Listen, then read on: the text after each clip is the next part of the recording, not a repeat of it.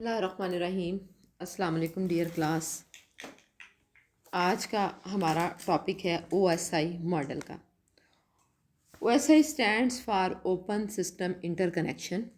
ये असल में एक मॉडल है जिसको फॉलो करके, जिसके रूल्स को ऑब्ज़र्व करके, जिसके आर्किटेक्चर को मद्देनज़र रख के कोई से दो सिस्टम आपस में कम्युनिकेट कर सकते हैं even if there architecture are different. आप लोगों ने ISO का नाम सुना होगा। इंटरनेशनल स्टैंडर्ड ऑर्गेनाइजेशन है, स्टैंडर्ड्स बनाती है जिसको फॉलो करके मुख्तलिफ चीज़ें डेवलप की जाती हैं। अक्सर आपने एडवर्टाइजमेंट्स वगैरह में भी ISO सर्टिफाइड देखा होगा। तो आपने ISO ने ही ये स्टैंडर्ड डेवलप किया हुआ है for network communication. OSI model is a standard develop by ISO in 1983 for network communication. इसके इसके ये इसका क्या फ़ायदा है कि इसकी मदद से मुख्तलिफ कंप्यूटर नेटवर्क्स इवन जो मुख्तलिफ टेक्निक्स को, मुख्तलिफ आर्किटेक्चर को फॉलो करते हैं, वो भी एफिशिएंटली आपस में कम्युनिकेट कर सकते हैं। OSI मॉडल की 7 लेयर्स होती हैं। हर लेयर का एक स्पेसिफिक फंक्शन होता है regarding the network communication. For example, कोई एक लेयर रिस्पॉन्सिबल होगी for establishing the connection between two devices. किसी और का काम एरर चेकिंग होगा। तो हमारे पास जो OSI मॉडल है, इसका क्या काम है, ये दो डिवाइसेस, दो नेटवर्क के दरमियान कम्युनिकेशन करें। कम्युनिकेशन क्या होगा, कोई इन्फॉर्मेशन सेंड की जाएगी और रिसीव होगी। तो इन्फॉर्मेशन सेंडिंग और रिसीविंग के लिए सबसे पहले क्या होगा, नेटवर्क कनेक्शन इस्टेब्लिश्ड होगा। दो बंदे, दो सिस्टम्स, दो कंप्यूटर पहले आपस में कनेक्टेड होंगे, उसके बाद ही वो इस काबिल होंगे कि वो कोई इन्फॉर्मेशन वगैरह इंटरचेंज कर सकें। So the story begins from the establishing the connection. तो कोई एक लेयर होगी जो कनेक्शन को इस्टेब्लिश करेगी। उसके बाद डाटा ट्रांसफ़र होगा। फिर इंश्योर किया जाएगा कि जो डाटा भी ट्रांसफ़र किया गया है वो एज़ इट इज़ अगले एंड पे पहुंचा है कि नहीं, उनमें से कोई इन्फॉर्मेशन लॉस तो नहीं होगी, कोई इन्फॉर्मेशन इधर उधर तो नहीं होगी, ये सारा का सारा कुछ। तो ये जो मुख्तलिफ लेयर्स हैं ISO की, ये इस चीज़ को इंश्योर करती हैं। दो ग्रुप्स में इन 7 लेयर्स को डिवाइड किया जाता है। ये दो ग्रुप्स कुछ अपर लेयर्स हैं और इनका क्या काम है, ये बताती हैं ट्रांसफ़र से पहले फाइल्स कैसे रिप्रेजेंट की जाती हैं, और लोअर लेयर्स हैं वो कम्युनिकेशन अक्रॉस द नेटवर्क को कंट्रोल करती हैं। तो ये हो गया आपका OSI मॉडल। अब ये जो आपका OSI मॉडल है, ये इनफैक्ट कैसे काम करता है, इसकी कौन कौन सी लेयर्स होंगी आपके पास, इसकी अब हम डिटेल देखते हैं। हमारे पास OSI मॉडल की जो 7 लेयर्स हैं, वो इनमें सबसे पहली लेयर है एप्लीकेशन लेयर। लेयर्स हैं application, presentation, session, transport, network, data link और फिजिकल। सबसे पहले हम देखते हैं कि application layer. Top most layer of OSI model is called application layer. इस लेयर का क्या काम है, ये यूज़र एप्लीकेशंस को नेटवर्क सर्विसेज प्रोवाइड करती है। इसमें बहुत सारे प्रोटोकॉल इसमें इस्तेमाल हो सकते हैं। ये यूज़र फाइल ट्रांसफ़र के लिए, वेब सर्फिंग जो आप इंटरनेट पे सर्चिंग वगैरह करते हो, और ईमेल्स के पैटर्न प्रोवाइड करते हैं। अब वेब ब्राउज़र्स जैसे इंटरनेट एक्सप्लोरर है, गूगल क्रोम है, या मोजिला फायरफॉक्स है, या इंटरनेट कनेक्टेड और भी एप्लीकेशन है लाइक स्काइप है, या आप लोग इस्तेमाल कर रहे हैं यूट्यूब है और आउटलुक है, ये एप्लीकेशन लेयर के प्रोटोकॉल्स ही इस्तेमाल करते हैं। एप्लीकेशन लेयर्स पे जो मुख्तलिफ प्रोटोकॉल्स इस्तेमाल होते हैं, उनमें से FTP प्रोटोकॉल यूज़ होता है for file transfer. HTTP and HTTPS protocols web surfing के लिए। आप इंटरनेट पे वेब ब्राउज़र खोल के कोई भी एड्रेस टाइप करते हो, फॉर एग्जांपल www.google.com टाइप करते हो, www.yahoo.com टाइप करते हो, कोई भी एड्रेस टाइप करके जब आप एंटर का बटन दबाते हो तो उसके साथ HTTP या HTTPS डिस्प्ले होके वो एड्रेस आगे पहुंचता है। Sending and receiving of email के लिए SMTP simple mail transfer protocol इस्तेमाल होता है। So the application layer is the top most layer of the model, और इसका क्या काम है, ये एप्लीकेशंस को तैयार करती है फॉर एक्सेसिंग द इंटरनेट। उसके बाद नेक्स्ट लेयर है हमारे पास प्रेजेंटेशन लेयर। प्रेजेंटेशन का क्या मतलब होता है, पेश करना है। जैसे आप कोई भी फूड बना के प्रेजेंट करते हो, अब आपने कोई भी असाइनमेंट बना के उसके प्रेजेंट करते हो, तो प्रेजेंटेशन लेयर क्या करती है कि डाटा को रीफॉर्मेट करे, कंप्रेस करती है और इनक्रिप्ट करती है।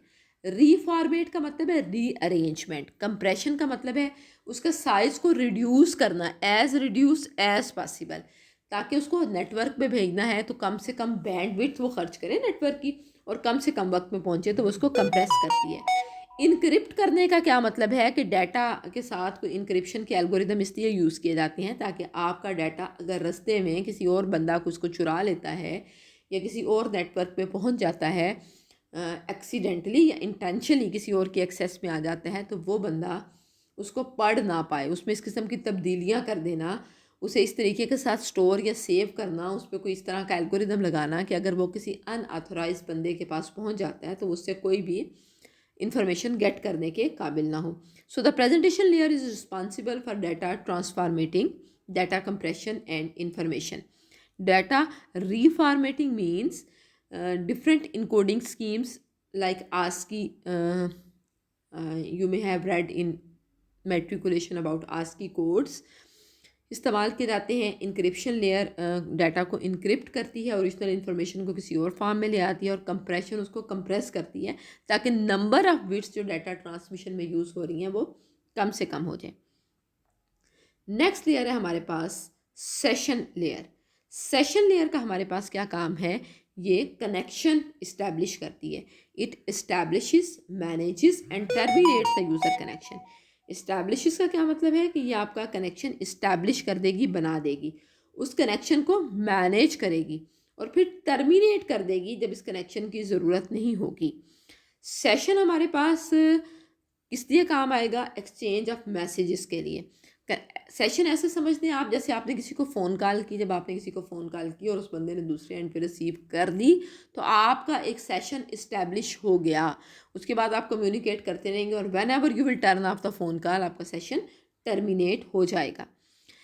सेशन लेयर सिंक्राइज करती है डाटा ट्रांसफ़र को with check points. Check points का मतलब क्या है कि आपने अगर 10 MB की फ़ाइल भेजी तो हर 1 MB के बाद एक चेक पॉइंट होगा। फर्स्ट 1 MB चला गया, सेकंड MB चला गया, थर्ड MB को भेजते हुए अगर कोई मसला हुआ तो वो ये देख लेगी कि सेकंड चेक पॉइंट तक आपका डाटा सक्सेसफुली ट्रांसफ़र हो गया है। और थर्ड MB भेजते हुए अगर कोई मसला आया है तो वो मसला रिज़ॉल्व करने के बाद, कनेक्शन का जो भी प्रॉब्लम है, जो भी इशू है, उसको रिज़ॉल्व करने के बाद जब आप अगेन डाटा की ट्रांसमिशन स्टार्ट करेंगे तो आप थर्ड वाले उससे स्टार्ट करेंगे। लास्ट चेक पॉइंट से आपका सेशन रिज्यूम होगा। सबसे ज़्यादा इस बात के लिए वो रिस्पॉन्सिबल होती है। उसके बाद आपके पास नेक्स्ट लेयर है ट्रांसपोर्ट लेयर। तो ट्रांसपोर्ट लेयर का क्या काम है, it is responsible for end to end communication between 2 devices. ये हमारे पास क्या करेगी कि सेशन लेयर में जो भी डाटा होगा उसको लेगी और उसको चंक्स में डिवाइड करेगी। Each chunk is called segment. और हमारे पास ट्रांसपोर्ट लेयर, अब ये जो सातों लेयर्स हैं ना, ये सातों लेयर सेंडिंग डिवाइस के एंड पे भी काम कर रही हैं और रिसीविंग डिवाइस के एंड पे भी काम कर रही हैं। सेंडिंग डिवाइस के एंड पे भी काम कर रही है और रिसीविंग पे एंड के भी। तो जो रिसीविंग डिवाइस के एंड पे होगी ट्रांसपोर्ट लेयर, वो डाटा को रिसीव करेगी और रीअसेंबल करेगी, चेक करेगी कि इसमें कोई एरर तो नहीं है, डाटा जिस तरतीब से भेजा गया है उसी तरतीब से रीअसेंबल हुआ है, कोई इन्फॉर्मेशन बीच में लॉस तो नहीं हुई, इन्फॉर्मेशन की तरतीब तो इधर इधर नहीं हुई, और अगर ट्रांसमिशन में कोई एरर है तो डाटा रीट्रांसमिट तो नहीं हुआ, ऐसा कुछ तो नहीं हुआ। तो transport layer is responsible for that. उसके बाद हमारे पास है नेटवर्क लेयर। नेटवर्क लेयर का क्या काम है, नेटवर्क लेयर हमारे पास करेगी, ये आपको प्रोवाइड करेगी data transfer between 2 different networks. अगर आपके नेटवर्क डिफरेंट भी हैं तो नेटवर्क लेयर आपको इस काबिल बनाएगी कि आप उनके दरमियान में डाटा ट्रांसफ़र कर सकते हैं। उसके बाद आती है आपके पास नेटवर्क लेयर, आपके पास responsible for determining addressing on the network, और राउटर की जो भी इंफॉर्मेशन होती है, ऑलरेडी आपने राउटर पढ़ा है कि किस रूट से किस तक डाटा जाएगा, ये सारे काम नेटवर्क लेयर करेगी। फिर आपके पास डाटा लिंक लेयर है। Data link layer is responsible for the reliability of the physical link established between the connection. इसने फ्रेमिंग करनी है। फ्रेमिंग का क्या मतलब है कि स्मॉलर पैकेट्स में डाटा को डिवाइड करना है, each packet is called frame. Flow control करना है। फ्लो कंट्रोल का क्या मतलब है कि आपने जो रेट है सेंडिंग डाटा का वो सम टाइम ज़्यादा हो सकता है रिसीविंग डाटा के रेट की निस्बत, तो इसने उसको कंट्रोल करना है। मतलब दोनों डिवाइसेस एक सेंड कर रहा है एक रिसीव कर रहा है, देयर इज़ अ चांस कि दोनों की स्पीड इक्विवेलेंट ना हो। तो इस स्पीड डिफरेंस की वजह से अगर कोई इशू आता है तो उसको मैनेज करना किसका काम है? फ्लो कंट्रोल, ये डाटा लिंक लेयर का काम है। फिर एरर कंट्रोल लेयर के कोई भी फ्रेम बीच में डैमेज या लॉस्ट ना हुआ हो, इस किस्म का कोई इंसिडेंट ना हो कि कोई भी फ्रेम आगे पीछे हो गया हो। उसके बाद है एक्सेस कंट्रोल। इसका क्या काम है? ये एक्सेस को कंट्रोल करती है कि कनेक्टेड डिवाइसेस जो हैं उनके दरमियान में एक्सेस को हमने किस तरीके के साथ कंट्रोल करना है। And last but not least is physical layer. ये बॉटम लेयर है ओएसआई मॉडल की। ये आप देख सकते हैं OSI model application, presentation, session, transport, network, data और फिजिकल। लास्ट लेयर है आपके मॉडल की फिजिकल लेयर। इसका क्या काम है? ये देखते हैं कि फिजिकल मीडियम का मतलब है वो एक्चुअल वायर, वो केबल, उस पर डाटा बिट्स की सूरत में किस तरीके के साथ ट्रांसफ़र होता है, कैरेक्टरिस्टिक्स उस मीडिया के, उस केबल के क्या हैं, उस पर बिट किस तरीके के साथ इनकोड होती हैं, डाटा का ट्रांसफ़र रेट क्या है, ट्रांसमिशन का मोड क्या है, सिंप्लेक्स है, हाफ डुप्लेक्स है, फुल डुप्लेक्स है। ये simplex, half duplex, full duplex की डिटेल आप आगे पढ़ेंगे। हमारे पास जो OSI मॉडल है इसका क्या काम है? OSI model is responsible for communication between to networks even if they follow different architecture. 7 layers हैं। एप्लीकेशन लेयर है सबसे पहले हमारे पास, टॉप मोस्ट लेयर है। ये नेटवर्क सर्विसेज प्रोवाइड करती है मुख्तलिफ प्रोटोकॉल्स की सूरत में। वो FTP हो सकता है, HTTP हो सकता है, HTTPS हो सकता है। उसके बाद प्रेजेंटेशन लेयर है, that is responsible for presentation of data by reformatting, compressing and encrypting it. Session layer है, ये सेशन इस्टेब्लिश करती है यूज़र्स के दरमियान में। उसके बाद हमारे पास ट्रांसपोर्ट लेयर है, it is responsible for end to end communication between two devices. उसके बाद नेटवर्क लेयर है, that is responsible for data transfer between two different networks. Data link layer है, that is responsible for reliability of the physical link established at layer 1। और physical layer है, that is used to control how to stream the bits over the physical medium। तो ये इन सारी की सारी layers की हमारे पास फंक्शनैलिटी है जिनको हमने वन बाय वन डिस्कस किया। अब हमारे पास इन लेयर्स के बाद हमने ये देखना है कि कुछ और चीज़ें हैं। आपका ये वाला चैप्टर इन लेयर्स के बाद ख़त्म हो गया, ये चैप्टर आपका ख़त्म हो गया। अब आपका नेक्स्ट चैप्टर है अबाउट डाटा कम्युनिकेशन। हम यूनिट नंबर 3 स्टार्ट करने जा रहे हैं, that is about data communication. हम आपके स्मार्ट सिलेबस के टॉपिक्स के मुताबिक चल रहे हैं, जो जो टॉपिक्स उसमें कवर करने के लिए कहा गया सिर्फ उन्हीं टॉपिक्स को टच कर रहे हैं। तो आप लोग अपनी टेक्स्ट बुक बोर्ड से देखेंगे, चैप्टर नंबर 3 है सबसे पहले। उसमें फर्स्ट टॉपिक जो आपका डाटा कम्युनिकेशन के चैप्टर से रिलेटेड है वो जनरल सा इंट्रोडक्शन है इसका। कम्युनिकेशन क्या है? मैं बोल रही हूँ, आप सुन रहे हैं, ये कम्युनिकेशन है। मैं कम्युनिकेट कर रही हूँ, आप सुन रहे हैं। डाटा कम्युनिकेशन क्या है? कि डाटा कम्युनिकेट किया जाएगा, और किन के दरमियान कम्युनिकेट किया जाएगा? दो डिवाइसेस के दरमियान। किस फॉर्म में कम्युनिकेट किया जाएगा? Electronically. So data communication is the exchange of data between two devices via some form of transmission media such as a wire और cable. Your transfer of information or data from one location to another is called data communication. The movement of encoded information by means of electrical transmission system from one computer or device to other computer or device through communication channel is called data communication. ये सारी की सारी definitions हैं आपके पास data communication की। यही सारे के सारे इसके purposes हैं और यही इसकी definitions हैं। अब कंपोनेंट्स क्या होंगे डाटा कम्युनिकेशन के हमारे पास? What are the components of data communication? तो the first component of data communication is the message. Message is in fact that data और information which is to be transfer. It may be some text, it may be a number, a picture, a sound, a video, और combination of number or text, combination of sounds and text, combination of sounds and videos, etc etc। तो in fact data communication है ही क्या? Transfer of message, communication of message. तो message is the basic element of data communication. अब communication हमेशा दो devices के, दो लोगों के दरमियान होगी। अगर एक भी उनमें से मिसिंग होगा तो कम्युनिकेशन का कोई वो सीन ही नहीं होगा। So there is always a sender and receiver. Sender कौन है? सेंडर वो डिवाइस है डेट सेंड्स द मैसेज। इसको हम सोर्स और ट्रांसमीटर भी कहते हैं। सेंडर कोई कंप्यूटर हो सकता है, कोई फैक्स मशीन हो सकती है, कोई मोबाइल फ़ोन हो सकता है। तो कंप्यूटर यूज़ होता है हमारे पास सेंडर के तौर पे कम्युनिकेशन सिस्टम में। तो sender is the device that sends the messages. उसके बाद है receiver. Receiver is the device that receives the messages. Sender को हम सोर्स भी कहते हैं, that is the source which is sending the messages, और रिसीवर को हम सिंक भी कहते हैं। Receiver should be enable to accept the message, मतलब उसको सेंडर मैसेज भेज रहा है, रिसीवर को हैंग इन होना चाहिए, मतलब नेटवर्क के साथ कनेक्टेड होना चाहिए जिसके ज़रिए भी वो मैसेज भेज रहा है, तभी वो इस काबिल होगा कि वो मैसेज रिसीव कर सके। A computer is usually used as a receiver in data communication system. तीसरी चीज़ हमारे पास है कम्युनिकेशन चैनल, इसको हम ट्रांसमिशन मीडियम भी कहेंगे। सेंडर और रिसीवर के दरमियान कम्युनिकेशन को पॉसिबल बनाने के लिए कोई मीडियम होना चाहिए। मैं बोल रही हूँ, आप सुन रहे हैं, थ्रू द सिग्नल्स। सिग्नल्स हैं, मेरे मोबाइल में वॉइस को इन्होंने रिकॉर्ड किया है, आपके मोबाइल डिवाइसेस पे ये या आपके लैपटॉप्स पे, आपके कंप्यूटर में इसको ला रहे हैं। तो ये सिग्नल्स क्या हैं? ये एक मीडियम है। दो कंप्यूटर्स के दरमियान जब भी कम्युनिकेशन होगी, there must be a medium. Transmission medium को या कम्युनिकेशन चैनल को हम डिफाइन कर सकते हैं, that is in fact the path through which a data travels from sender to receiver. Transmission medium कोई फिज़िकल केबल भी हो सकती है, और आजकल जैसा आजकल के लेटेस्ट फैशन के मुताबिक ये वायरलेस भी हो सकता है।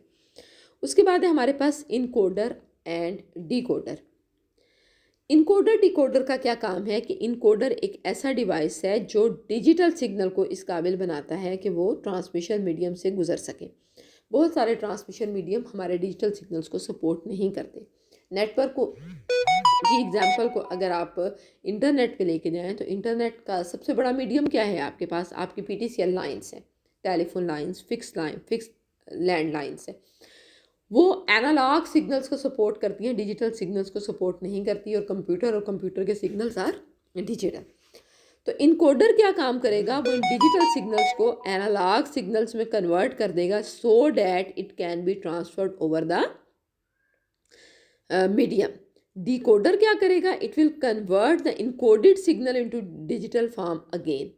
रिसीवर अंडरस्टैंड करेगा डिजिटल फॉर्म ऑफ मैसेजेस को। Sender and receiver can communicate successfully without encoder and decoder. मतलब देयर इज़ अ केस कि आपके सेंडर और रिसीवर बगैर किसी इंटरमीडिएटरी कम्युनिकेटर इनकोडर डिकोडर के भी आपस में कम्युनिकेट कर सकें, but there is also a chance कि वो ना कर पाएँ। इसलिए encoder decoder are also a part of components of computer network. Message that is to be send, sender which is sending the messages, receiver which is receiving the messages, transmission medium through which the messages are being transferred, and encoder and decoder which are being used for transferring the message are the basic components of network. Next topic है हमारा signal क्या है। Signal एक electromagnetic और light wave है। आप अपनी screen पे देख सकते हैं इस तरीके के साथ, सिग्नल इज़ एन इलेक्ट्रोमैग्नेटिक और लाइट वेव है दैट प्रेजेंट्स द डाटा को रिप्रेजेंट करती है। सिग्नल डाटा ट्रांसफ़र करने के लिए काम आते हैं from one device to another. दो तरह के सिग्नल्स होते हैं, डिजिटल सिग्नल्स और एनालॉग सिग्नल्स। डिजिटल सिग्नल्स क्या है? डिजिटल सिग्नल्स आपके पास नीचे वाली पिक्चर में आपको डिजिटल सिग्नल दिखाए में, ऊपर आपको एनालॉग सिग्नल दिखाए में। इसलिए पहले हम एनालॉग सिग्नल्स को डिस्कस कर लेते हैं, देन हम डिजिटल सिग्नल्स को डिस्कस करेंगे। डिजिटल सिग्नल्स क्या हैं? डिजिटल सिग्नल्स हमारे पास ये एनालॉग सिग्नल्स क्या हैं आप देखें, कंटिन्यूस इलेक्ट्रिक सिग्नल्स हैं in form of wave. Continuous signal है in form of wave. Wave को हम कैरियर वेव भी कहते हैं। Telephone line is most commonly use media for analog transmission of data, light, sound, radio, microwaves सारी examples हैं analog signals की। Then there is, अच्छा हमारे पास करेक्टरिस्टिक्स एनालॉग सिग्नल्स में हम दो चीज़ें देखते हैं, एक फ्रीक्वेंसी और एक एम्पलीट्यूड। फ्रीक्वेंसी का मतलब होता है किसी स्पेसिफिक टाइम पीरियड में कोई भी वेव कितनी दफ़ा रिपीट होती है, और एम्पलीट्यूड का मतलब होता है कि height of wave within a given period of time is known as amplitude. ये आपके हमारे पास है एनालॉग सिग्नल। डिजिटल सिग्नल हमारे पास क्या होते हैं? Digital signal is a sequence of voltage represented in a binary form. ये electrical pulses of on and off की सूरत में होते हैं, डिस्क्रीट फॉर्म में होते हैं, बहुत फास्ट और एफिशिएंट होते हैं, लोअर एरर रेट प्रोवाइड करते हैं, कंटिन्यूस नहीं है। अब डिजिटल सिग्नल्स को देखें, दे आर नॉट कंटिन्यूस। ये high transmission speed, high quality wise transmission provide करते हैं। कंप्यूटर्स के दरमियान सारी की सारी ट्रांसमिशन, आपको पता है आपके computer are a digital electronic machine, तो कंप्यूटर्स के दरमियान सारी की सारी ट्रांसमिशन जो आपकी है ये डिजिटल फॉर्म में ही होती है। डिजिटल फॉर्म में वर्क को ही ये सपोर्ट करते हैं। तो इसमें ये पिक्चर भी जैसे आप देख सकते हैं, ये हाई और लो वोल्टेज के फॉर्म में आपको सारी के सारी सिग्नल्स की रिप्रेजेंटेशन देती है, और उसी फॉर्म में आपने सिग्नल को इस्तेमाल करना होता है।